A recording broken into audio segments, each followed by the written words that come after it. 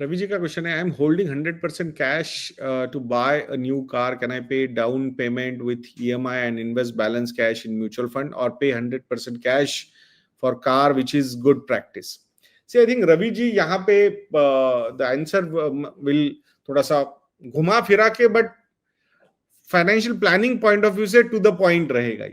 ये जो डिसीजन है ना कि मतलब ये आपने ये देखना चाहिए कि आपने पूरा ओवरऑल फाइनेंशियल प्लानिंग को फॉलो किया है क्या, कि सारे फाइनेंशियल गोल्स का एलोकेशन उस तरीके से हुआ है क्या।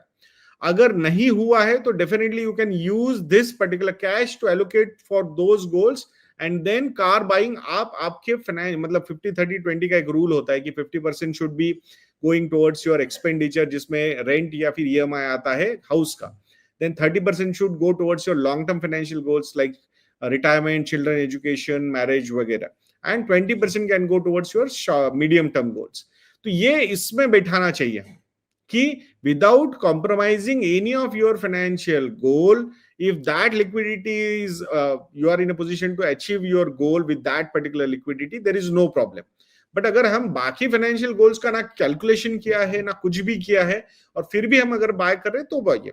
अदरवाइज अगर आप सिंपल मतलब हाँ सर बाकी सब सॉर्टेड है और ये मेरे पास पैसा है तो मैं उसको मतलब ऑप्टिमाइज करने के एंगल से ये क्वेश्चन पूछ रहा हूं। अगर आप ऐसा पूछ रहे हो तो एक तो लोन होगा वो आपका मे बी 5 to 7 ईयर्स का, तो डेफिनेटली 5 to 7 ईयर्स का अगर लोन है आपका तो या तो आपके पास ऑप्शन क्या है कि मैं लमसम अगर पे करूं तो ईएमआई जो आने वाला तो वो बच जाएगा अपना, वो आप एसआईपी कर सकते हो। और या तो फिर अगर आपने ये पर्टिकुलर पैसा इन्वेस्ट किया और ईएमआई लगा दिया तो इस पैसों पे हमें रिटर्न्स आ सकते हैं। Now nobody can tell you कि ईएमआई मतलब ईएमआई की एसआईपी में कन्वर्ट करके ये ज्यादा रिटर्न देगा या लमसम इन्वेस्ट करना है वो ज्यादा रिटर्न देगा। Horizon is giving you comfort to get take allocation in equity asset class, there is no doubt, तो उसमें कोई प्रॉब्लम नहीं है। तो इंटरेस्ट रेट के पॉइंट ऑफ व्यू से देखोगे तो आपको लगेगा हाँ यार इंटरेस्ट रेट से ज्यादा मुझे रिटर्न आएंगे तो I am happy.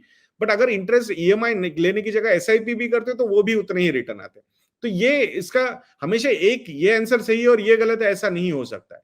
Lot of time India में लोन लेना थोड़ा सा थोड़ा एक नेगेटिव एंगल आता है उसमें, तो डेट फ्री रहना ये भी बहुत सारे लोगों का एक गोल होता है।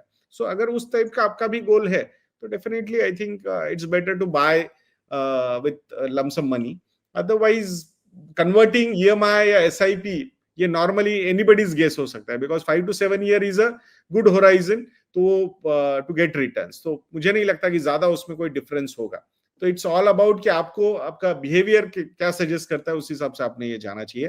बट मोस्ट इंपॉर्टेंट थिंग कि फाइनेंशियल प्लानिंग पूरी फाइनेंशियल प्लानिंग को आपने फॉलो किया है कि नहीं, इस पर्टिकुलर थॉट पे भी ध्यान दीजिएगा। अगर नहीं किए तो hire a good advisor, have a detailed session with that advisor and then follow that plan.